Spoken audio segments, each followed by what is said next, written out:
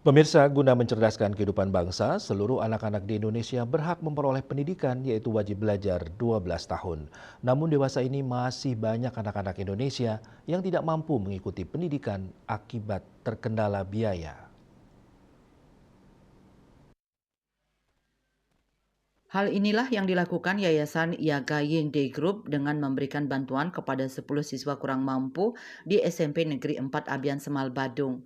Adapun santunan yang diberikan sejumlah 1 juta rupiah terhadap masing-masing siswa dan akan terus berlanjut setiap bulannya. Ketua Yagaying Day Group, Iputu Gede Narayana mengatakan, kegiatan ini merupakan visi dari yayasan untuk mencerdaskan kehidupan bangsa dan mencetak generasi muda yang berbudi pekerti luhur.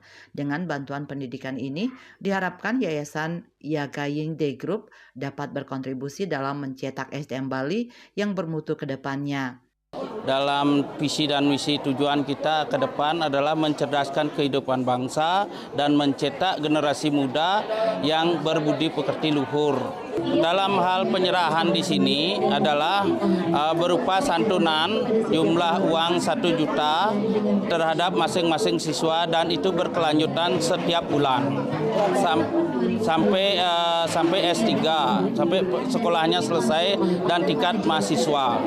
Mudah-mudahan dengan perhatian kita banyak generasi muda yang kurang mampu menyekolahkan anaknya, orang tua dalam artian ini kita bisa memberikan kontribusi terhadap itu. Sementara itu, Kepala SMP Negeri 4 Abian Semal Imade Antara mengucapkan terima kasih kepada Yayasan Yagaying Day Group yang telah memberikan santunan kepada siswa kurang mampu.